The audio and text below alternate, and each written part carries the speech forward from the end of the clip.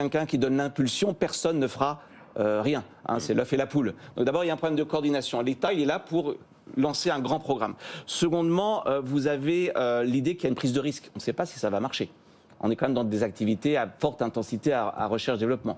Donc, il paraît logique qu'une partie du risque puisse être supportée par l'État, un peu comme le vaccin au moment du Covid. Souvenez-vous, le gouvernement américain qui avait dit, voilà, je mets 10 milliards de dollars sur la table parce que je considère que trouver un vaccin n'est pas une certitude. Troisièmement, l'horizon temporel est quand même assez long. Hein. On parle d'horizon sur 10 ans, 15 ans. Il n'est pas complètement intuitif que le privé seul puisse se projeter. Je ne dis pas qu'il ne peut pas le faire. Ouais, mais bloquer son argent Après 15 tout, ans. le Nasdaq, ça existe et ça marche très bien. Mais il n'est pas évident que ça suffise toujours, surtout quand on est dans une innovation assez radicale.